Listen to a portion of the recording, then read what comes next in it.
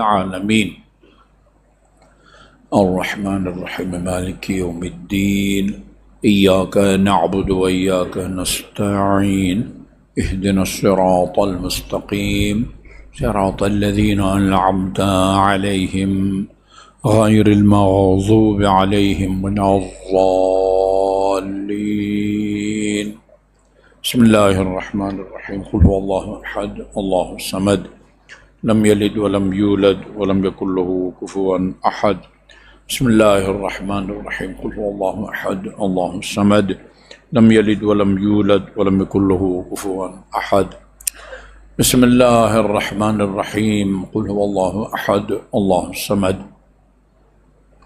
لم يلد ولم يولد ولم يكن له كفوا أحد بسم الله الرحمن الرحيم قل هو الله أحد الله الصمد لم يلد ولم يولد ولم يكن له كفوا أحد بسم الله الرحمن الرحيم قل هو الله أحد الله الصمد لم يلد ولم يولد ولم يكن له كفوا أحد اللهم صل على محمد وآل محمد أعوذ بالله من الشيطان اللعين الرجيم بسم الله الرحمن الرحيم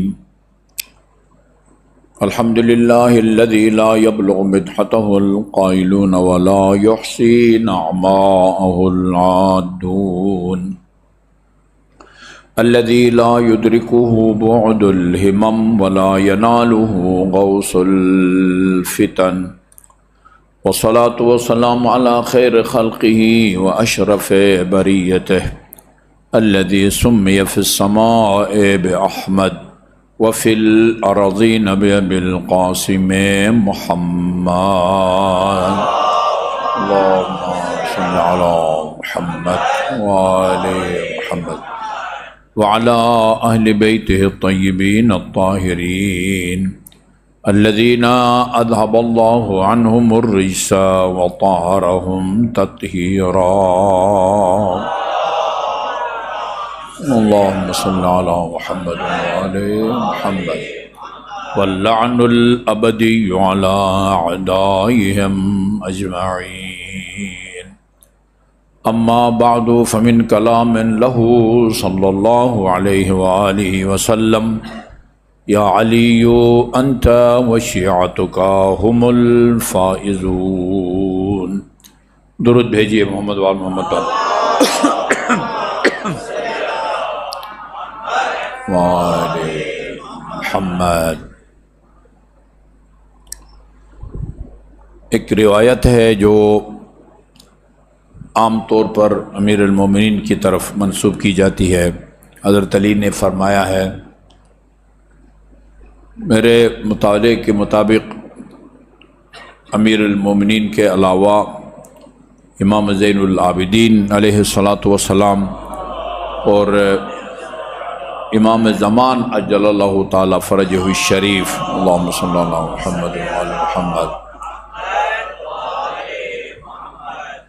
اماموں کا یہ قول ہے جس میں عبادت گزاروں کی 3 قسمیں کی گئی ہیں۔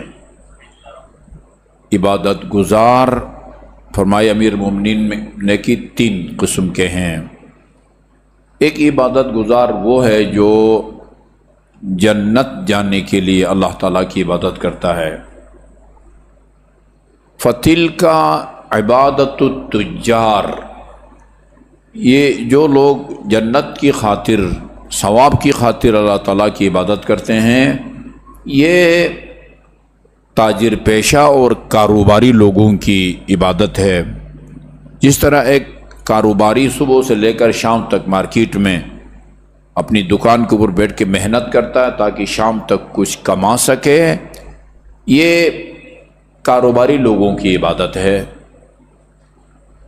دوسری قسم ان عبادت گزاروں کی ہے جو عذاب الہی سے بچنے کی خاطر اللہ کی عبادت کرتے ہیں۔ فَتِلْكَ عبادت العبید، یہ زر خرید غلاموں والی عبادت ہے۔ آج کل رواج نہیں ہے، پرانے زمانے میں تھا، مارکیٹوں میں باقاعدہ کنیزیں اور غلام بکتے تھے، ان کی قد و قامت اور ان کی صلاحیتوں کے مطابق ان کا ریٹ لگتا تھا اور کنیزیں بھی خریدی جاتی تھی اور غلام بھی خریدے جاتے تھے۔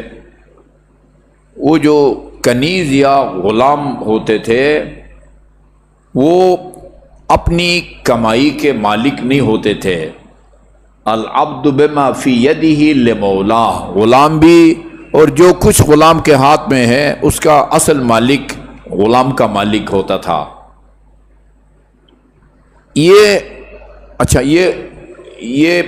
اپنے آقا یا مالک کی اجازت کے بغیر نہیں جا سکتا، کہیں جا نہیں سکتا۔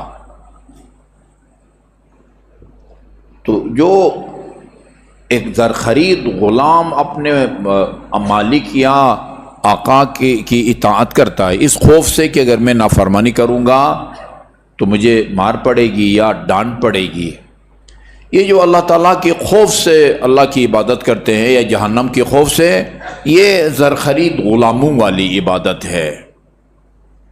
فرمایا میں نہ جنت کی لالچ میں خدا کی عبادت کرتا ہوں نہ دوزخ کے خوف سے، بل وجدتک اہلا للعبادہ، خدایا میں صرف تجھے عبادت کا اہل سمجھ کے تیری عبادت کرتا ہوں، نہ ثواب کی کوئی لالچ ہے نہ آتش جہنم کا خوف ہے۔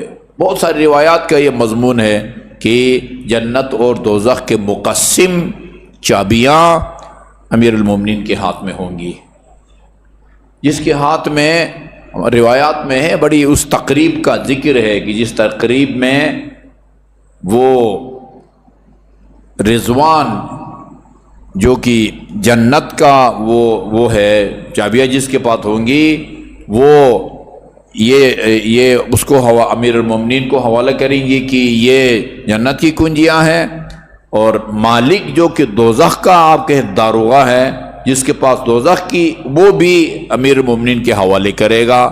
جو قسیم النار والجنہ ہو، جنت اور دوزخ کا تقسیم کرنے والا ہو، اس کو نہ جنت کی کوئی لالچ ہو سکتی ہے نہ آتش جہنم کا خوف۔ بل وجدتک اہلا للعبادہ۔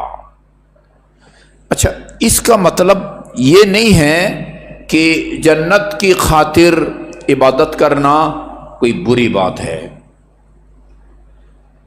میں ثواب کی خاطر ثواب کی خاطر محمد اور آل محمد پر صلوات بھیجتا ہوں، اللہم صلی علی محمد و آل محمد، ٹھیک ٹھاک ثواب کی لالچ میں، چونکہ رسول خدا نے فرمایا ہے کہ جو فرشتے آسمان کے وہ دنیا بھر میں برسنے والی بارش کے قطروں کو گنتے ہیں، وہ بارش کے قطروں کو گن لیتے ہیں، مگر محمد اور آل محمد پر صلوات کا اجر اور جو ثواب ہے اس کا وہ حساب کتاب نہیں رکھ سکتے۔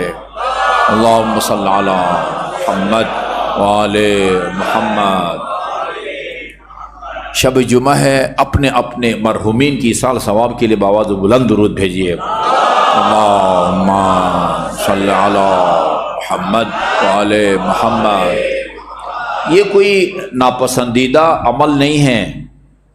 امیر المومنین کے فضائل کو بیان کرنے کا بھی ثواب ہے، سننے کا بھی ثواب ہے، مطالعہ کرنے کا بھی ثواب ہے، لکھنے کا بھی ثواب ہے۔ اسی لالچ میں کہ خدا مجھے ثواب دے گا، میں میرے ان کے فضائل کو بیان کرتا ہوں، علی کے فضائل کو سنتا ہوں، علی کے فضائل کا مطالعہ کرتا ہوں، علی کے فضائل کو تحریر میں لاتا ہوں۔ یہ کوئی ناپسندیدہ عمل نہیں ہے۔ اللہ تعالیٰ نے قرآن مجید کے اندر ثواب کی خاطر، جنت کی خاطر عبادت کرنے والے کی بھی تعریف کی ہے، حوصلہ افزائی کی ہے، اور آتش جہنم سے بچنے کی خاطر عبادت کرنے والے کی بھی اللہ تعالیٰ نے حوصلہ افزائی کی ہے۔ معصوم سے پوچھا گیا ہے کہ کیا کریں کہ جس کے نتیجے میں جنت میں جائیں، انہوں نے کبھی یہ نہیں کہا وہ اللہ کو عبادت کا اہل سمجھ کے عبادت کرو، ان جنت کی چکروں میں نہ پڑو، نہیں بتایا ہے یہ کرو تو جنت میں جاؤ گے۔ بڑی پیاری حدیث ہے۔ اعرابی نے رسول خدا صلی اللہ علیہ وسلم کی خدمت میں آ کر عرض کیا، اللہم صلی اللہ محمد و آل محمد، یا رسول اللہ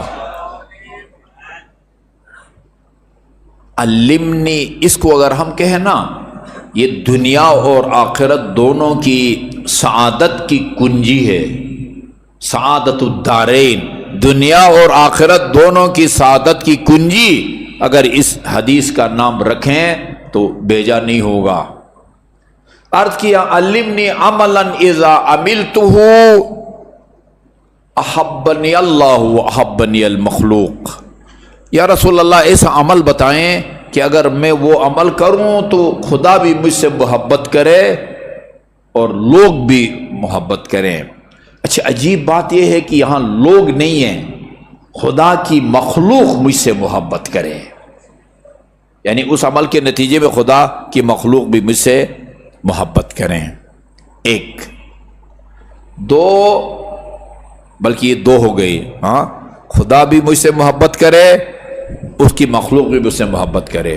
وَأَن يُثْرِيَ اللَّهُ مَالِي، اور اس عمل کے نتیجے میں اللہ تعالیٰ میرے مال و دولت میں بھی اضافہ فرمائے، رزق حلال میں بھی وسعت عطا فرمائے اس عمل کے نتیجے میں۔ تین ہو گئے۔ وَأَن يُطَوِّلَ أَن يَصِحَّ بَدَنِي، میں صحت مند بھی رہوں اس عمل کے نتیجے میں۔ آخری خواہش نا وَأَن يُطَوِّلَ اللَّهُ عُمْرِي، اور اس عمل کے نتیجے میں خدا مجھے لمبی عمر بھی دے۔ اور آخری خواہش، چھ خواہشیں ہیں۔ آخری خواہش وَأَن يَحْشُرَنِيَ اللَّهُ مَعَكَ فِي الْجَنَّةِ، جنت میں بھی کسی عام جگہ یا کلاس میں پر وہ راضی نہیں ہے، آپ کی جوار میں، آپ کی پڑوس میں اللہ تعالیٰ مجھے جگہ بھی دے۔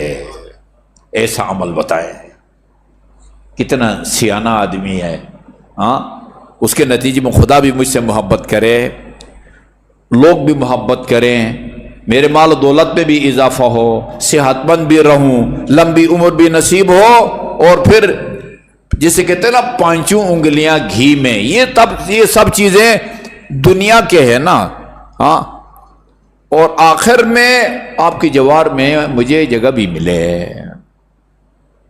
بہت ایسے اعمال کو بیان کیا گیا ہے روایات کے اندر، جو یہ عمل کرے گا یہ محمد اور آل محمد کی جوار میں، ہاں، اس کو جگہ ملے گی۔ یہ آپ نے سنی ہوئی ہے نا، کافل یتیم، یتیم کی سرپرستی اور وہ کرنے والا اور اس کی دیکھ بھال کرنے والا، یوں دونوں انگلیوں کو ملا کے کہا جس طرح یہ دو انگلیاں ایک ساتھ ہیں، یتیم کی کفالت کرنے والا میرے ساتھ اس طرح ہوگا قیامت میں جس طرح یہ دو انگلیاں ہیں یتیم کی کفالت۔ ایسے ہیں ہمارے بہت ساری روایات ہیں، جو یہ کام کرے گا ہماری جوار میں اس کو جگہ ملے گا، جو یہ کام کرے گا ہماری جوار میں اس کو جگہ ملے گی۔ اچھا رسول خدا نے فرمایا بھائی ایک عمل تو فی الحال ایسا نہیں ہے کہ وہ عمل کرو تو یہ تیری 6 کی 6 خواہشیں پوری ہوں، اللہ بھی محبت کرے، اس کی مخلوق بھی محبت کرے، تو ثروت مند اور مالدار بھی بنے، صحت مند بھی رہے، لمبی عمر بھی نصیب ہو، اور روز قیامت رسول خدا کے جوار میں اور پڑوس میں تجھے جگہ ملے۔ یہ ہر تمنا اور خواہش کے لیے تجھے ایک کام کرنا ہوگا، ایک عمل جس سے تیری 6 کی 6 خواہشات ہوں۔ فی الحال ایسا نسخہ نہیں ہے، ہر خواہش کے لیے ایک کام کرنا پڑے گا۔ اذا اردت ان يحبك اللہ، تو اگر یہ چاہتا ہے کہ خدا تجھ سے محبت کرے، فتقہ، تقوی الہی وہ کر، اللہ تعالیٰ تجھ سے محبت کرے گا۔ اور میں آپ کی خدمت میں قرآن کی روشنی میں عرض کروں، جو تقوی الہی اختیار کرے خدا اس سے صرف محبت نہیں کرتا، خدا اس کا احترام کرتا ہے۔ ان اکرمکم عند اللہ کا کیا مطلب ہے؟ کسی سے محبت کرنا اور بات ہے، کسی کا احترام کرنا یہ اور بات ہے۔ یہ قرآن کی آیت ہے نا، ان اکرمکم عند اللہ اتقاکم، تم میں سب سے زیادہ مکرم قابل احترام وہ ہے خدا کے نزدیک، لوگوں کے نزدیک نہیں۔ خدا سب سے زیادہ اس آدمی کا احترام کرتا ہے یا تکریم اور تعظیم کرتا ہے جس کے دل میں تقوی الہی ہو۔ تقوی الہی کا مطلب کیا ہوتا ہے وہ بھی امیر المومنین علیہ الصلوۃ والسلام کی زبان مبارک سے سنتے جائیں۔ فرمایا تقوی کا مطلب یہ ہوتا ہے کہ اگر متقی کے اعمال کو نا ایک پلیٹ میں رکھ دیا جائے بلا غطاء، اس کے اوپر کوئی کپڑا وغیرہ نہ ہو، ٹیشو پیپر بھی نہ ہو، کوئی اور پلیٹ بھی اس کے اوپر نہ رکھیں، بالکل اوپن اس کے اعمال کو رکھا جائے، وطیف بہ اہل دنیا، اور اس سے پلیٹ میں یا ٹرے میں اس کی زندگی بھر کے اعمال کو رکھ کے اوپن سب لوگوں کو دکھایا جائے، اس میں ایک ایسا عمل نہ ہو کہ جس سے اس کو شرمندگی اٹھانی پڑے۔ یہ فرمایا امیر المومنین نے، تقوی کی متقی وہ ہوتا ہے۔ امام جعفر صادق علیہ السلام نے بھی اللہم صلی اللہ محمد وعلی محمد، مطلب ایک ہے، امیر المومنین و صادق آل محمد علیہ السلام کا الفاظ مختلف ہیں۔ صادق آل محمد نے فرمایا متقی کون ہوتا ہے؟ ان یجدک حیثما امرک، جدھر خدا نے تجھے جانے کا حکم دیا ہے یا اجازت دی ہے ادھر تو خدا کو نظر آئے، وَأَن يَفْقُدَكَ فِيمَا نَهَاكَ، اور جدھر جانے سے خدا نے تجھے منع کیا ہے ادھر تو نظر نہ آئے۔ اس کا مطلب تقوی ہوتا ہے جس کے اندر یہ صفت پائی جائے اللہ تعالیٰ اسے محبت کرتا ہے، اور آپ کہیں صرف یہ نہیں کہ محبت کرتا ہے، اللہ تعالیٰ اس کی تکریم کرتا ہے، اس کا احترام کرتا ہے اللہ تعالیٰ۔ وَإِذَا أَرَدْتَ أَن يُحِبَّكَ الْمَخْلُوقِ، تو اگر یہ چاہتا خدا کی مخلوق تجھ سے محبت کرے، لوگوں میں تو ہر دل عزیز بنے، فَارْفَضْ بِمَا فِي أَيْدِي النَّاسِ۔ یہ جو لوگ ہم سے پوچھتے بھی رہتے ہیں آقا صاحب، یہ کچھ لوگ جو ہے نا وہ پیشور جو ہے نا وہ ہیں بکاری، ان کو دینا چاہیے یا نہیں دینا چاہیے؟ اگر آپ کو پتہ ہے کہ ایک آدمی جو ہے نا پیشور ہے، ایک دفعہ ایک درخواست آئی تھی ایک سید کی، ایک علاقے کا رہنے والا تھا، وہاں کے عالم دین سے میں نے پوچھا کہ یہ اس طرح کا وہ کی درخواست آئی ہوئی ہے تو آپ اس کی تصدیق کرتے ہیں کہ ایسا ہے کہ آقا صاحب اس کی وہ نہ کریں؟ اس نے سپیشل 2 شناختی کارڈ بنوائے ہوئے ہیں، وہ اسی کام کے لیے نا۔ یعنی جو پیشور جو بکاری ہوتا مانگنے والا، اس کو لوگ پسند نہیں کرتے، اس کو لوگ پسند نہیں کرتے یہاں، لیکن خدا کے ہاں اور بندوں کے ہاں جو معیار ہے نا، معیار پسندیدہ ہونے اور ناپسندیدہ ہونے کا وہ مختلف ہے۔ میں جملہ دہرانے لگا ہوں، خدا کے یہاں پسندیدہ ہونے کا معیار اور لوگوں کے ہاں ناپسندیدہ ہونے کا معیار و دار و مدار یہ مختلف ہے۔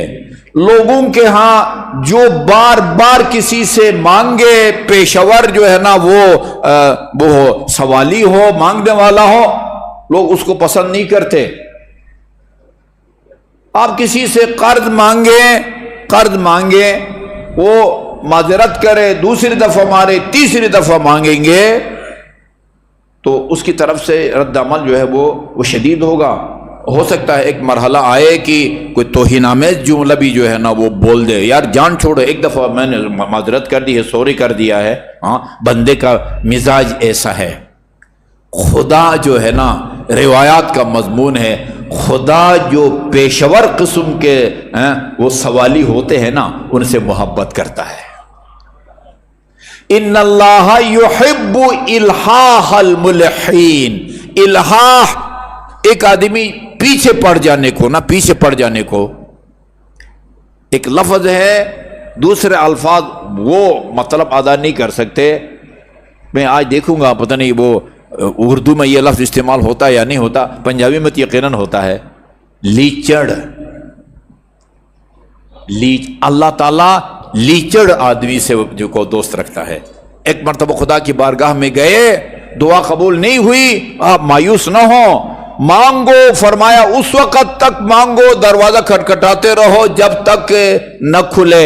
ایک گزشتہ سے پیوستہ جمعہ میں نے عرض کیا تھا، جو آدمی آسائش کے موقع پر جب برسر روزگار بھی ہے، صحت مند بھی ہے، کسی قسم کی پریشانی نہیں ہے، آسودگی میں جو اللہ تعالیٰ سے اپنا رابطہ کو برقرار رکھے، جب کوئی پریشانی ہوتی ہے آزمائش کے موقع پر، اللہ تعالیٰ فوراً اس کے دعا کو قبول فرماتا ہے۔ فرشتے کہتے ہیں کہ یہ بڑی جانی پہچانی آواز ہے، ادھر یہ نہیں کہتے ہیں کہ یہ پیشاور سوالی ہے، اس کو ٹھکرا دو۔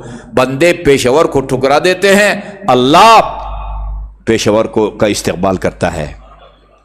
اذا اردت ان یحبک المخلوق، تو اگر یہ چاہتا ہے کہ خدا کی مخلوق تو اسے محبت کرے، فرفض بما فی ایدی الناس، رفضا ریفضات، یہ بات مولوی جو ہے نا، یہ ہمیں طنز کے طور پر یا مذمت کے طور پر ہم کو کہتے ہیں یہ رافضی ہے۔ کوئی اہل سنت بھی تھوڑی سی اگر لچک دکھاتا ہے نا شیعوں کے معاملے میں، حتیٰ اہل بیت کے بارے میں، یہ کہتے ہیں کہ یہ رافضی ہو گیا ہے۔ یہ لفظ ایسا ہے کہ جس پر ہمیں فخر کرنا چاہیے۔ رفض کا مطلب ہوتا ہے ٹھکرا دینا۔ ہم اس مکتب فکر سے ہمارا تعلق ہے جو ہر باطل کو ٹھکرا دیتا ہے۔ امام جعفر صادق نے فرمایا تمہیں اس سے پریشان نہیں ہونا چاہیے، تم کو یہ کوئی گالی نہیں ہے، ہاں تم اس کو رافضی کہتا، تم اسے فخر کرو، اس لیے کہ تم اس لیے رافضی کہلاتے ہو کہ تم نے ہر باطل کو ٹھکرا دیا ہے۔ فرفض، اگر تو یہ چاہتا کہ لوگوں کا محبوب بنے، فرفض بما فی ایدی الناس، لوگوں کے ہاتھوں میں جو ہے نا اس کو ٹھکرا دو، اس سے مانگو جس نے اس کو دیا ہوا ہے، جس سے تو مانگ رہا ہے۔ فرفض بما فی ایدی الناس۔ تو خدا کا محبوب بننے کا طریقہ کیا ہے؟ تقوی الہی اختیار کرو۔ بعض روایات میں فتقی ہے، بعض روایات میں فقہ فی اللہ، اپنے دل میں خوف خدا پیدا کرو، خوف خدا پیدا کرو۔ تیسرا کیا تھا؟ مالدار بننا نا۔ وَإِذَا أَرَدْتَ أَن يُثْرِيَ اللَّهُ مَالَكَ، تو اگر یہ چاہتا ہے کہ اللہ تعالیٰ میرے مال و دولت میں اضافہ فرمائے، اس کا طریقہ یہ ہے فَزَكِّهْ، آزما کے دیکھو، آزما کے نتیجہ حاصل کرنے والوں نے ہمیں بتایا ہے اپنے مال کی زکوٰۃ ادا کرو، زکوٰۃ کی ادائیگی کے نتیجے میں اللہ تعالیٰ تمہارے مال و دولت میں اضافہ فرمائے گا۔ جو لوگ غیب پر ایمان رکھتے ہیں نا، وہ اس طرح کی روایات کو ہضم کر سکتے ہیں۔ جو غیب پر ایمان نہیں رکھتا، وہ کہتا ہے کہ وہ یہی کہے گا کہ بھئی دوں گا تو میں متاثر ہوں گا، دوں گا تو میرے مال و دولت میں کمی ہوگی۔ لیکن جس کو خدا اور رسول اور امام پر اعتبار ہو، وہ اس کے ایمان کا حصہ ہے کہ دوں گا تو اسی دنیا میں کئی گنا اللہ تعالیٰ لوٹا دے گا۔ یہ امیر المومنین کا فرمان ہے نہج البلاغہ میں، اذا املقتم فتاجروا اللہ بالصدقہ۔ املاق تنگ دستی کو کہتے ہیں۔ لا تقتلوا اولادکم من خشیۃ املاق، تنگ دستی اور غربت کے خوف سے اپنی اولاد کو قتل نہ کرو۔ یہ جو ہے نا ضائع کرتے ہیں نا اولاد، یہ اسی زمرے میں آتا ہے۔ یہ بریکٹ میں بیان کرتا جاؤں، روح جب داخل ہو جائے نا، خاتون حاملہ ہے اور اس کے رحم میں بچہ ہے، اگر اس میں جان آ گئی ہے، روح داخل ہو گئی ہے، کسی صورت میں بھی اس کو ضائع کرنے کی اجازت نہیں ہے۔ حتیٰ اگر ڈاکٹر کہتا ہے کہ بھئی اگر یہ آپ نے اس کو ہم ضائع نہ کیا، خاتون کی جان کو خطرہ ہے، انفیکشن ہو جائے گا، وہ ہو جائے گا، یہ ہو جائے گا، مرنے کے بعد یہ ہمیشہ کے لیے معذور ہوگا، بدصورت ہوگا، دل معمول سے زیادہ بڑا ہے، دماغ معمول سے زیادہ بڑا ہے، کسی صورت میں بھی جان داخل ہونے کے بعد اس کو ضائع قتل کے زمرے میں آتا ہے۔ ایک آدمی کے ہاں معذور بچہ ہے، بیٹھ بھی نہیں سکتا، بول بھی نہیں سکتا، بندہ تنگ آ جاتا ہے اس کو گولی مارنا جائز ہے؟ جائز نہیں ہے۔ وہ جس طرح باہر زندہ کو گولی مار کے جان سے مار دینا جائز نہیں، اسی طرح پیٹ کے اندر جو جاندار بچہ ہے اس کو بھی ضائع نہیں کر سکتے۔ ابھی اگر اس میں جان نہیں آئی اور خاتون کی جان کو خطرہ ہے یا ناقابل برداشت تکلیف ہوتی ہو، ایسی صورت میں ہے کہ بھائی تم ضائع کر سکتے ہو نا۔ لا تقتلوا اولادکم من خشیۃ املاق، املاق یعنی تنگ دستی اور غربت کے خوف سے اپنے اولاد کو قتل مت کرو۔ املاق، اذا املقتم، تم جب فقیر ہو، نادار ہو، بے روزگار ہو، تو امیر بننے کا نسخہ بتا رہے ہیں امیر المومنین۔ بے روزگاری کو دور کرنے کا نسخہ بتا رہے ہیں، اذا املقتم فتاجروا اللہ بالصدقہ، جب تم غریب ہو، بے روزگار ہو، صدقہ دے کے خدا سے تجارت کرنا شروع کر دو۔ اللہ ایسا پارٹنر ہے جو کبھی آپ کو دھوکہ نہیں دے سکتا۔ اذا املقتم فتاجروا اللہ بالصدقہ، جب غریب ہو ضروری نہیں ہوتا ہزاروں میں آپ صدقہ دے دیں، یا سینکڑوں میں نہیں، حسب توفیق۔ 10 کا نوٹ بھی میرے دوست صدقہ ہے، 100 کا نوٹ بھی صدقہ ہے، 500 کا نوٹ بھی صدقہ ہے، اور 10 کا نوٹ بھی صدقہ ہے۔ اذا اردت ان یسری اللہ مالک فزکہ، اپنے مال کی زکوٰۃ ادا کر، زکوٰۃ ادا کر، خمس ادا کر۔ یہ چند سال پہلے کی بات ہے، حج کے موقع پر مجھ سے ایک حاجی نے کہا، اٹک سے آیا ہوا تھا، میرے پاس کمرے میں آ کے تنہائی میں کہا، آغا صاحب میں ایک بات آپ سے کرنا چاہتا ہوں، یہ کہیں ریاکاری اور دکھاوے میں تو نہیں آئے گی یہ بات؟ میں نے کہا کون سی بات؟ کہا کہ میں خمس پہلے نہیں دیتا تھا، میں نے خمس دینا شروع کیا، میرے کاروبار وہی ہے، لیکن خمس دینے کے بعد جتنا مجھے پرافٹ ہو رہا ہے، منافع ہو رہا ہے، خمس دینے سے پہلے میری آمدنی جو ہے نا اتنا پرافٹ یا منافع نہیں ہوتا تھا۔ میں نے کہا یہ تو اس کو تو بیان ہونا چاہیے، بلکہ دوسرے دن میں نے مجلس میں کہا، مکہ کی مجلس میں، کہ بھئی ایک مومن ہے جن کا تجربہ ہے کہ بھئی اذا اردت ان یثری اللہ مالک، تو اگر چاہتا ہے کہ تیری مال و دولت میں اضافہ ہو جائے، اپنے مال کی زکوٰۃ ادا کر، خمس ادا کر، زکوٰۃ ادا کر، سب کو شامل ہے، اس کو سب کو شامل ہے۔ 3 باتیں ہو گئی۔ چوتھی بات، اگر تو یہ چاہتا ہے کہ تو صحت مند رہے، اذا اردت ان یصح بدنک، تو اگر جسمانی طور پر صحت مند رہنا چاہتا ہے تو اس کے لیے کیا کرو؟ فتصدق، موت کے منہ سے نکالتا ہے میرے بزرگوں اور عزیزوں، یہ صدقہ جو ہے نا انسان کو موت کے منہ سے نکالتا ہے۔ فتصدق، اس کے نتیجے میں تو صحت مند رہے گا۔ وَإِذَا أَرَدْتَ أَن يُطَوِّلَ اللَّهُ عُمْرَكَ، یہ بھی مجرب نسخہ ہے، اہل بیت اطہار علیہ السلام کا اجماع ہے اس بات پر کہ صلہ رحم کے نتیجے میں اللہ تعالیٰ انسان کی عمر کو لمبی کر دیتا ہے۔ اذا اردت ان یطول اللہ عمرک، تو اگر یہ چاہتا ہے کہ اللہ تعالیٰ تجھے لمبی عمر دے، فصل من ذوی قرابتک، اپنے قریبی رشتہ داروں کے ساتھ حسن سلوک رکھ، ان کے ساتھ تعلقات کو خوشگوار رکھ۔ صلہ رحم کے نتیجے میں انسان کی عمر بڑھ جاتی ہے، قطع رحم کے نتیجے میں گزشتہ جمعہ کے خطبے میں عرض کیا تھا، بڑھ جاتی ہے، صلہ رحم کے نتیجے میں بڑھ جاتی ہے، قطع رحم کے نتیجے میں کم ہو جاتی ہے۔ کتنی دنوں یا مہینوں کے حساب سے نہیں، صلہ رحم کے نتیجے میں جس کی موت میں ابھی اب وہ 3 سال باقی رہ گئے ہوں، صلہ رحم کے نتیجے میں اللہ تعالیٰ اس کی عمر 30 سال بڑھا دیتا ہے، اس کی عمر 33 میں تبدیل ہو جاتی ہے۔ اور اگر ایک آدمی کی زندگی کے ابھی 30 دن باقی ہیں اور وہ قطع رحم کرے، والدین کے ساتھ تعلقات کو توڑے، قطع کلامی کرے، 30 سال اس کی عمر کم ہو جاتی ہے۔ جس کو 30 سال کے بعد مرنا تھا وہ 3 سال کے بعد مر جاتا ہے قطع رحم کے نتیجے میں۔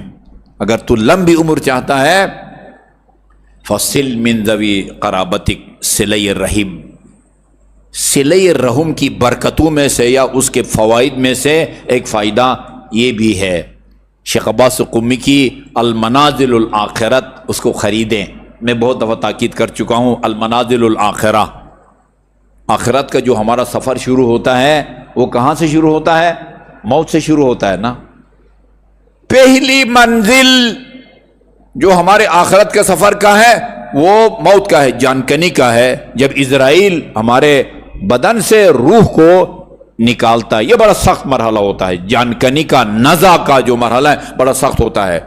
اس لیے فرمایا رسول خدا نے، من اراد ان تخفف علیہ سکرات الموت، جو شخص یہ چاہتا ہے کہ میری جانکنی کا مرحلہ آسان ہو، اس کو چاہیے کہ فَلْيَكُنْ لِوَالِدَيْهِ بَارًّا، اپنے والدین کے ساتھ نیکی کرے، وَلِقَرَابَتِهِ وَصُولًا، اور اپنے قریبی رشتہ داروں کے ساتھ حسن سلوک رکھے۔ عمر بھی لمبی ہو جاتی ہے اور اس کے علاوہ یہ سکرات الموت، جانکنی کا مرحلہ بھی آسان ہو جاتا ہے۔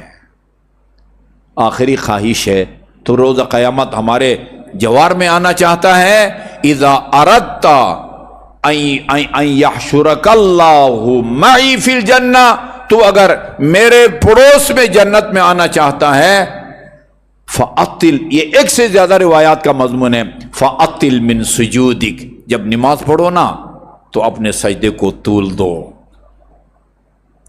یہ میرے لیے جو نماز پڑھاتا ہوں نا، یہ میرے لیے نہیں ہے۔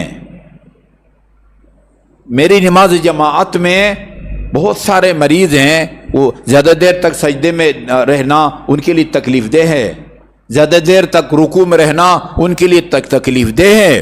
اس لیے مالک اشتر کو جب مصر کا گورنر بنا کے بھیجا امیر المومنین نے، فرمایا سل، یعنی صل بصلاۃ اضعفہم، ایسی نماز پڑھاؤ کہ وہ تمہارے مقتدیوں میں سے جو سب سے کمزور آدمی ہے نا، وہ آرام سے تیری اقتداء میں نماز پڑھ سکے۔ وہ کئی دفعہ ایسا ہوا ہے مکہ مکرمہ مسجد الحرام میں، لوگ بعض اوقات شام کو جاتے ہیں عمرہ مفردہ کے لیے، وہاں مسجد تنعیم نماز مغربین پڑھ کے آرام سے احرام باندھ کے آتے ہیں، اور رات کو وہ عمرہ مفردہ کرتے ہیں۔ یہ تقریباً کوئی 2.5-3 گھنٹہ 3.5 گھنٹے کا عمل ہے، اور وہ عمرہ مفردہ کے ساتھ اعمال بجا لاتے لاتے تقریباً فجر کی اذان کا ٹائم ہو جاتا ہے۔ پھر لوگ وہ عمرہ مفردہ مکمل کر کے پھر ہوٹل نہیں جاتے، وہ کچھ انتظار کرتے ہیں فجر کی اذان ہو، باجماعت نماز پڑھ کے جائیں۔ اب ایک آدمی شب بیداری کر چکا ہے، ساری رات عمرہ مفردہ جو میں اس کی گزری ہے، اور اس میں جو امام کعبہ ہے بعض اوقات وہ صبح کی نماز میں سورہ دہر پڑھتے ہیں، حل اتی علی الانسان حین من الدہر۔ اچھا، میں نے کئی لوگوں کو دیکھا ہے کھڑے کھڑے کبھی یوں لڑکھڑاتے ہیں نیند کی وجہ سے، کبھی ادھر گرنے لگتے ہیں۔ بابا یہ دیکھو آپ کے پیچھے جو کھڑے ہیں وہ سارے سورہ دہر کو سننے کے متحمل ہو سکتے ہیں یا نہیں ہو سکتے؟ صلی بصلاۃ اضعفہم، تیرے اقتداء میں کھڑے سب سے کمزور آدمی جس نماز کو آسانی سے پڑھ سکے اس طرح کی نماز پڑھ۔ اگر آپ اکیلے پڑھ رہے ہیں تو سجدے کو بے شک طول دیں۔ ایک شخص کہتا ہے میں نے امام حسین علیہ الصلوۃ والسلام کو نماز پڑھتے ہوئے دیکھا، اللہم صلی اللہ محمد وآل محمد، آپ نے سجدے میں 60 مرتبہ سبحان ربی الاعلیٰ کو پڑھا ہے، 60 مرتبہ۔ اس کا نتیجہ کیا نکلتا ہے؟ رسول اکرم کے جوار میں اس کو جگہ ملتی ہے۔ یہ میں آج ایک بڑی بابرکت روایت آپ کی خدمت میں لے کے آیا ہوں۔ بلند درود بھیجے محمد وآل محمد پر۔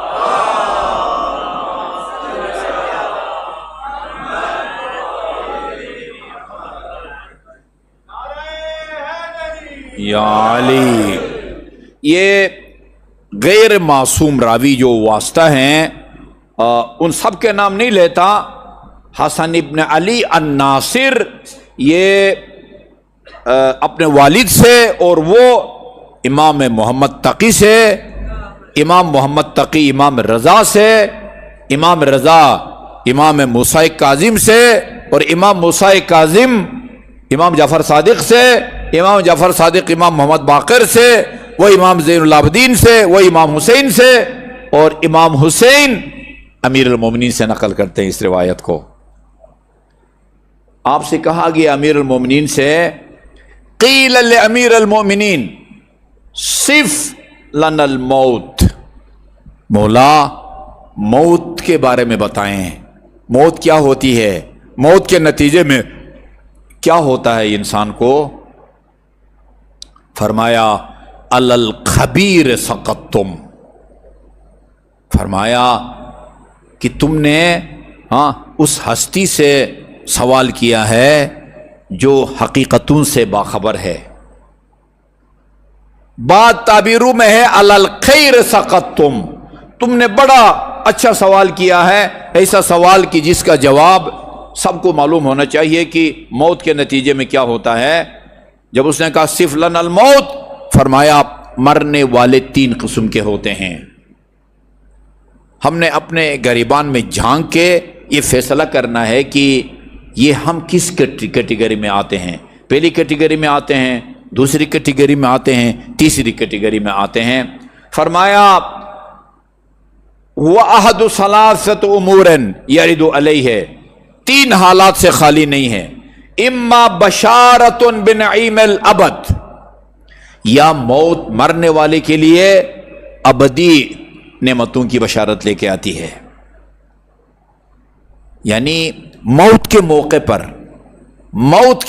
پر اس کو بندے کو روح کے بدن سے نکلنے سے پہلے اپنے اچھے انجام کے آثار نظر آنے لگتے ہیں. اسی طرح بعد آدمی کو روح کے جسد خاکی سے نکلنے سے پہلے اپنے برے اعمال کے جو ہے نا وہ انجام کے آثار نظر آتے ہیں. اما بشارۃ بنعیم الابد، یا تو موت مرنے والے کے لیے ابدی اور کبھی ختم نہ ہونے والی نعمتوں کی بشارت لے کے آتی ہے. وہ اما بشارۃ بعذاب الابد، یا پھر ہمیشہ کے عذاب کی بشارت لے کے آتی ہے مرنے والے کے لیے. وہ اما تحویل و تحزین لا یدری من ای الفرق ہوا، تیسرا بندہ وہ ہے کہ موت اس کے لیے جو ہے نا ایک خوفناک چیز ہے اور نہ معلوم کہ اس کا شمار انجام کیا ہوگا، اس کا انجام کیا ہوگا. وہ کون ہے؟ ابھی بتاتے ہیں کہ وہ کون خوش قسمت ہے جس کے لیے موت ابدی نعمتوں کی بشارت لے کے آتی ہے، اور وہ کون بد نصیب ہے کہ جس کے لیے موت ابدی عذاب کی بشارت لے کے آتی ہے. اور کون ہے تیسرا گروہ جس کو فکر مند رہنا چاہیے کہ نہ معلوم کتنے کٹھن مراحل سے گزرنے کے بعد میں اپنی منزل مقصود یعنی وہ جنت پہنچ سکوں گا.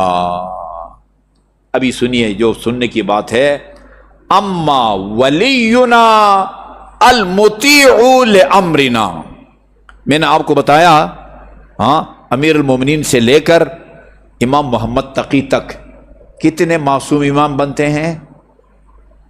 امام محمد تقی، امام رضا، امام موسیٰ کاظم، امام جعفر صادق، امام محمد باقر، امام زین العابدین، امام حسین اور امیر المومنین.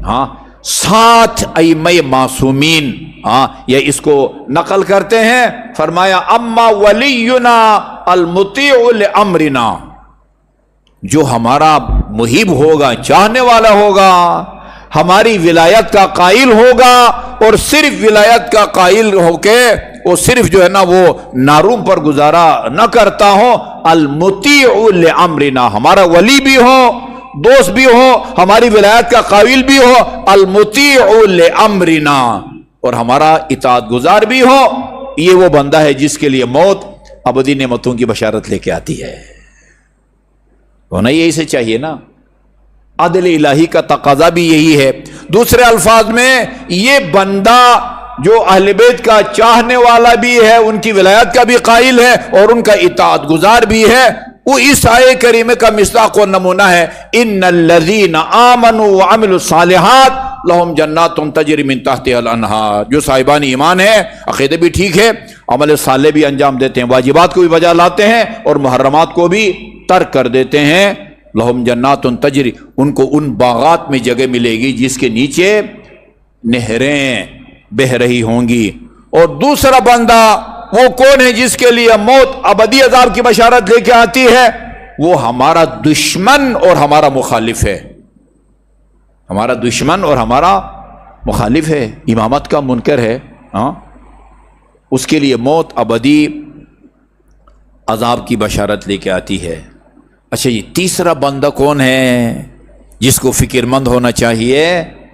وہ ہے جو ہمارا ولی ہے، ہم کو چاہتا ہے، ہماری امامت کا بھی قائل ہے، لیکن مسرف یعنی اپنے ساتھ زیادتی کرتا ہے، یعنی گناہگار ہے، بے عمل ہے یا بد عمل ہے۔ ابھی ہمیں اپنے گریبان میں جھانک کے فیصلہ کرنا ہے کہ اکثریت کس کی ہے؟ ان کی ہے کہ جن کے لیے موت ابدی نعمتوں کی بشارت آتی ہے، ہاں ائمہ کی امامت کے بھی قائل ہے، ان کے دل میں ان کی محبت بھی ہے اور اطاعت گزار بھی ہیں۔ وہ دوسرا فرمان ایثار ثواب کی مجالس میں اکثر سناتا رہتا ہوں۔ کسی نے پوچھا تھا امیر المومنین سے کہ مولا یہ موت سے کیوں ڈرتے ہیں لوگ؟ فرمایا اس لیے کہ انہوں نے موت کی وہ تیاری نہیں کی ہوتی۔ مولا موت کی تیاری کے لیے کیا کرنا پڑتا ہے؟ 3 کام بتائے امیر المومنین نے، جو آدمی یہ 3 کام کرے گا اس کے دل سے موت کا خوف جاتا رہے گا۔ صرف یہ نہیں کہ موت کا خوف جاتا رہے گا، بلکہ علی کی طرح وہ موت کی تمنا کرے گا جو یہ 3 کام کرے۔ کون کون سے 3 کام کرنے ہیں؟ نمبر 1 ادا الفرائض، وہ واجبات کا پابند ہو۔ نمبر 2 واجتناب المحارم، حرام کاموں سے پرہیز کرتا ہو۔ واکتساب المکارم، اخلاق حسنہ سے آراستہ ہو۔ جو آدمی یہ 3 کام کرے، واجبات کا پابند ہو، حرام کاموں سے دور رہے، اخلاق حسنہ سے آراستہ ہو، فلا یبالے، اس کو پرواہ نہیں ہونی چاہیے کہ او وقع علی الموت او وقع الموت علیہ، یہ موت کے اوپر گرتا ہے یا موت اس کے اوپر گرتی ہے۔ اس کے بعد فرمایا چنانچہ ابو طالب کے فرزند علی کو کوئی پرواہ نہیں کہ وہ موت کے اوپر گرتا ہے یا موت اس کے اوپر گرتی ہے، بلکہ دوسرے فرمان میں آپ نے فرمایا کہ ایک شیرخوار بچہ وہ شیر مادر سے اتنا مانوس نہیں ہوتا جتنا علی موت سے مانوس ہوتا ہے۔ ابھی نابالغ تھا نا، جناب قاسم نابالغ تھے، کربلا میں جناب قاسم نابالغ تھے۔ جب امام نے پوچھا کیف الموت عندک، موت کو کس نگاہ سے دیکھتے ہو؟ فرمایا احلا من العسل، احلا من العسل۔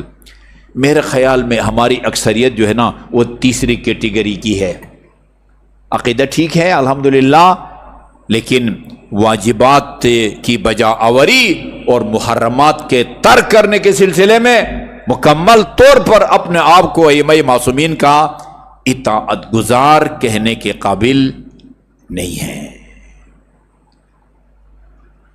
اور مرحوم شیخ صدوق کی کتاب فضائل الشیعہ کے روایت کے مطابق جو علی اور اولاد علی سے محبت بھی کرتا ہو اور ان کا اطاعت گزار بھی ہو، اس کے بارے میں رسول خدا نے فرمایا ہے، وہ عبداللہ بن عمر روایت کرتے ہیں کہ وہ کچھ لوگ گئے رسول خدا کے پاس اور علی کا ذکر آیا، فغضب رسول اللہ، رسول خدا غضبناک ہوئے، علی کا نام سن کے غضبناک ہوئے۔ رسول خدا خود فرمایا تھا علی کا ذکر عبادت ہے، جب علی کا ذکر کیا جاتا ہے تو پھر کیوں غضبناک ہوتے ہیں؟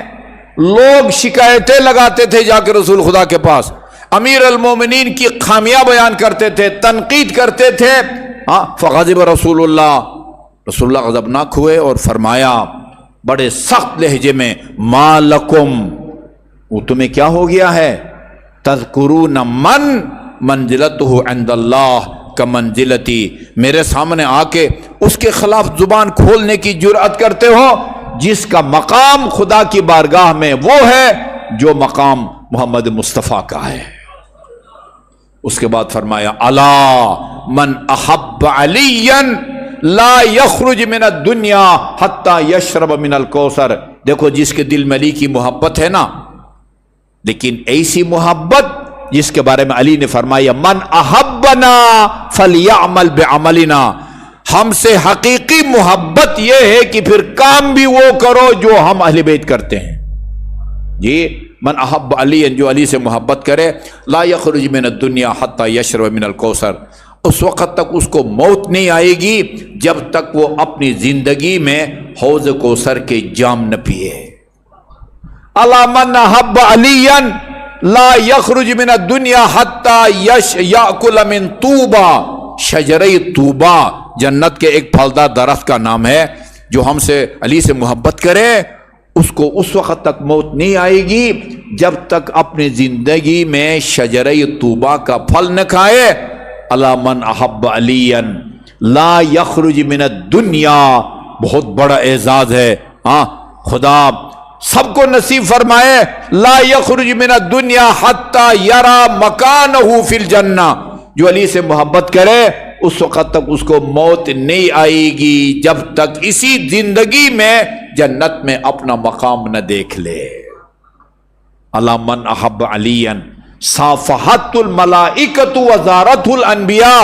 جس کے دل میں علی کی محبت ہوتی ہے جی آسمان کے فرشتے اس کے ساتھ مصافحہ کرتے ہیں, انبیاء اس کی زیارت کرتے ہیں.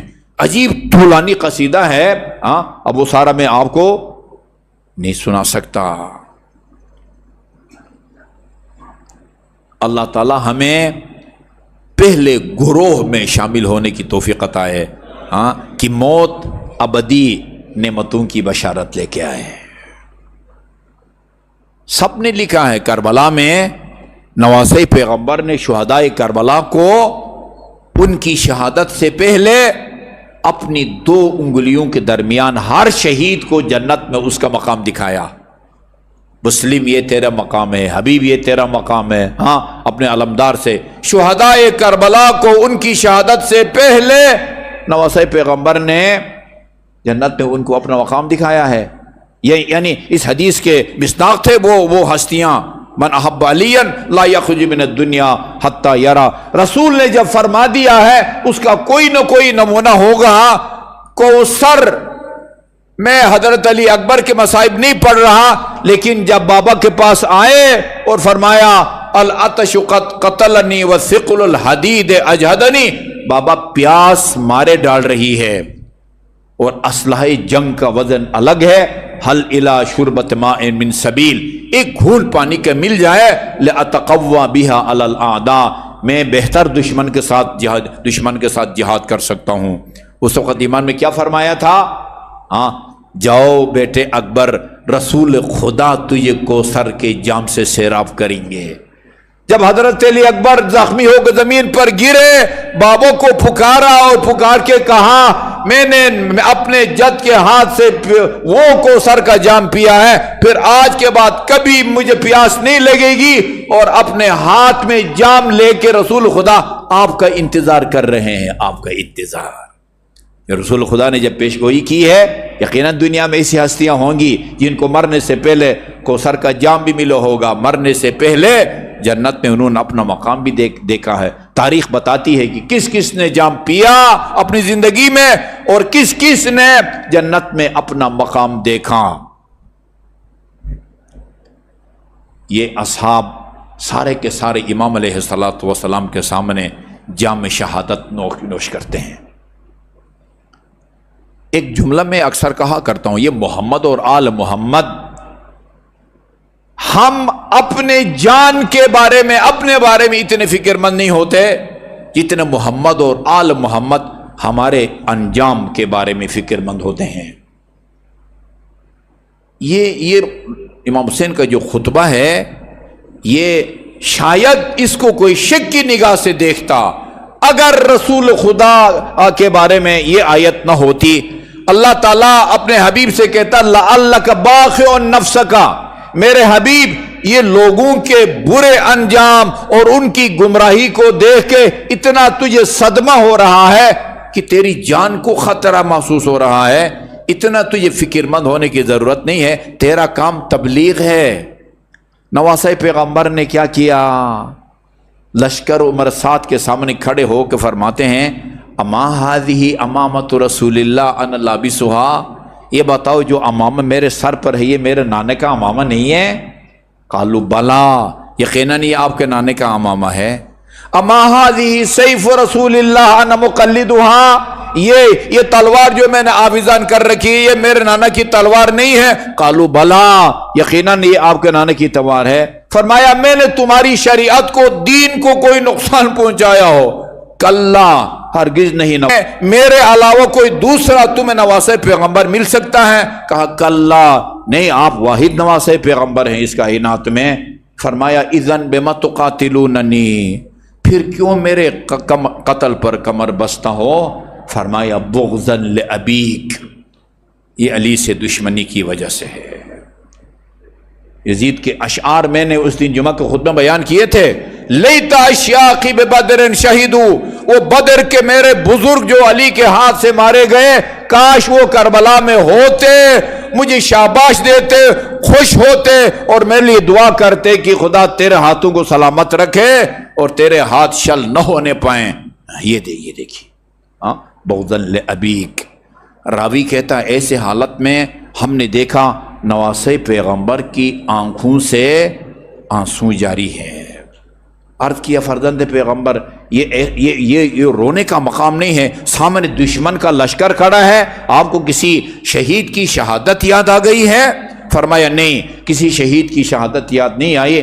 اب کی لہؤلاء القوم الذین یدخلون النار بسببی، یہ جو میرے خون کی پیاسے میرے سامنے کھڑے ہیں نا، یہ مجھے شہید کر کے جہنم جائیں گے، مجھے ان کے جہنم جانے کا جو ہے نا وہ رلاتا ہے۔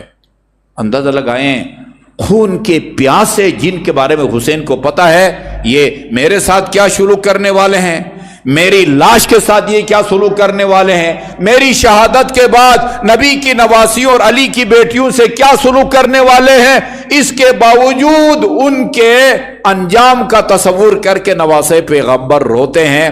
مجھے بتائیے ان زواروں اور ان عزاداروں کی کتنی ہمدردیاں اس حسین کے دل میں ہوں گی۔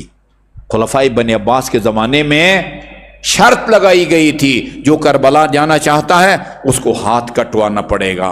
لوگ ہاتھ کٹوا کے کربلا میں جانے کے لیے لائن میں لگ جاتے تھے، لائن میں۔ بات یہاں تک آ گئی ہے فنظر یمیناً و شمالا، میرے اور آپ کے مظلوم امام نے دائیں دیکھا بائیں دیکھا، کوئی ناصر و مددگار نظر نہ آیا۔ جی 57 سال کا بوڑھا ہے، جگر پر علمدار کا داغ بھی ہے، قاسم کا بھی ہے، اکبر کا بھی ہے، اصحاب کا بھی ہے، 3 دن کا بھوکا بھی ہے اور پیاسا بھی ہے، ادھر اہل حرم کی فکر بھی ہے، ایک اکیلا علی کے شیر 30,000 کے کم از کم لشکر پر حملہ ور ہوتا ہے، اور اتنے اشقیاء کو واصل جہنم کیا۔ روایات کہتی ہیں دشمن کے لشکر میں نمایاں کمی محسوس ہونے لگی۔ عمر سعد نے کہا اگر اس طرح ایک ایک ہو کے وہ علی کے بیٹے کے مقابلے میں جاؤ گے لشکر کا صفایا ہوگا، لیکن حسین کو شہید نہ کر سکو گے۔ اگر حسین کو شہید کرنا چاہتے ہو ایک ساتھ چاروں طرف سے حملہ کر دو۔ عزادارو فرمان کا جاری ہونے تھا، جس کے ہاتھ میں تلوار تھی اس نے تلوار سے حملے شروع کر دیے، جس کے ہاتھ میں تیر تھا اس نے تیر سے، نیزے والوں نیزے سے، اور جس کے ہاتھ میں یہ اسلحہ نہیں ہوتا وہ نواسہ پیغمبر پتھر پھینکتا تھا۔ ایک منزل آئی فوقف لیستریح ساعتن، ایک لمحے کے لیے امام رکے، ضعف طاری ہو گیا تھا، اتنے میں ایک ظالم کا وہ پتھر آپ کے پیشانی مبارک کو آ کے لگا، خون جاری ہوا۔ خون صاف کرنے کے لیے دامن قبا کو اٹھایا، سینہ آپ کا سامنے نمودار ہوا۔ اس ظالم نے تیر سشوبہ سے امام کے قلب پاک کو نشانہ بنایا، فانقلب علی قربوس جوادہ، اس تیر کے لگنے کے بعد عزاداروں میرے اور آپ کے مظلوم امام زین فرس پر سنبھل نہ سکے، زمین کی طرف آئے، دین کو چھوڑا، مگر زمین تک آنے میں بہت وقت لگا۔ کتنا وقت لگتا ہے دین سے زمین تک آنے کے لیے؟ بہت وقت لگا۔ امام زمان نے زیارت ناہیہ میں اس کا جواب دیا ہے، السلام علیک یا من حملہ رؤوس السہام، میرا سلام ہو اس مظلوم جد پر کہ جس کا جنازہ عراق کے مسلمانوں نے نہیں اٹھایا، میدان کربلا کے نیزوں اور تیروں کے انیوں نے جس کے جنازوں کو اٹھایا۔ اللہ لعنۃ اللہ علی القوم الظالمین وسيعلم الذين ظلموا أي منقلب ينقلبون إنا لله وإنا إليه راجعون۔ یا محمود بحق محمد و یا اعلی بحق علی۔ وَيَا فَاطِرَ السَّمَاوَاتِ وَالْأَرْضِ بِحَقِّ فَاطِمَةَ وَيَا مُحْسِنُ بِحَقِّ الْحَسَنِ وَيَا قَدِيمَ الْإِحْسَانِ بِحَقِّ الْحُسَيْنِ وَأَوْلَادِهِ الْمَعْصُومِينَ، خدا بحق محمد و آل محمد جو مومنین مومنات پریشان حال ہیں کسی بھی حوالے سے، ان کی پریشانی کو دور فرما، مریضوں کو شفاء کامل اور عاجل عطا فرما، خصوصاً علی رضا جعفری صاحب، مولانا غلام محمد شریفی صاحب کی والدہ علی منتظر اور محمد جواد موسوی، اور جو مومنین مومنات بھی عامر رضا پیچیدہ امراض میں مبتلا ہے، سب کو شفاء کامل اور عاجل عطا فرما، بے روزگار مومنین مومنات کو رزق حلال سے مالا مال فرما، جن مومنین مومنات نے کوئی جائز کاروبار شروع کر رکھا ہے، خصوصاً ابو حیدر صاحب، ان کے کاروبار میں حائل رکاوٹوں کو برطرف فرما، بے اولاد مومنین مومنات کو اولاد صالح و سالم اور نرینہ عطا فرما، بحق محمد و آل محمد۔ اسرائے امامیہ دنیا میں جہاں کہیں بھی قید و بند کی صوبتوں میں ہیں، ان سب کو جلد از جلد اور باعزت رہائی نصیب فرما، وطن عزیز کو سلامتی اور استحکام نصیب فرما، اس کے داخلی اور بیرونی دشمنوں کو اپنے قدرت کاملہ سے نیست و نابود فرما، بحق محمد و آل محمد۔ قائم آل محمد کے توجہات خاص کو ہم سب کے شامل حال فرما، آپ کے ظہور میں تعجیل فرما، ہمیں آپ کے آوان اور انصار میں شامل ہونے کی توفیق عطا فرما۔ جن مومنین مومنات کے تعاون سے یہ مجالس منعقد ہو رہی ہیں، ان کے رزق حلال میں وسعت عطا فرما، ان کے مرحومین و مرحومات کے گناہان صغیرہ اور کبیرہ کی مغفرت فرما، انہیں محمد و آل محمد کی شفاعت اور ان کے جوار میں مقام عطا فرما۔ درخواست کروں گا جملہ مرحومین مرحومات ان کی سال ثواب کے لیے سورہ فاتحہ اور 3 مرتبہ قل هو اللہ کی تلاوت فرمائیں۔ بسم اللہ الرحمن الرحیم، الحمد للہ رب العالمین، الرحمن الرحیم، مالک یوم الدین، ایاک نعبد و ایاک نستعین، اہدنا الصراط المستقیم، صراط الذین انعمت علیہم غیر المغضوب علیہم ولا الضالین۔ بسم اللہ الرحمن الرحیم، قل هو اللہ احد اللہ الصمد لم یلد ولم یولد ولم یکن له کفوا احد۔ بسم اللہ الرحمن الرحیم، قل هو اللہ احد اللہ الصمد لم یلد ولم یولد ولم یکن له کفوا احد۔ بسم اللہ الرحمن الرحیم، قل هو اللہ احد اللہ الصمد لم یلد ولم یولد ولم یکن له کفوا احد۔ اللہم اغفر للمؤمنین والمؤمنات والمسلمین والمسلمات الاحیاء منهم والاموات، تابع اللہم بیننا وبینہم بالخیرات، انک مجیب الدعوات، انک علی کل شیء قدیر، برحمتک یا ارحم الراحمین۔ ان دعاؤں کی استجابت کی نیت سے باواد بلند صلوات۔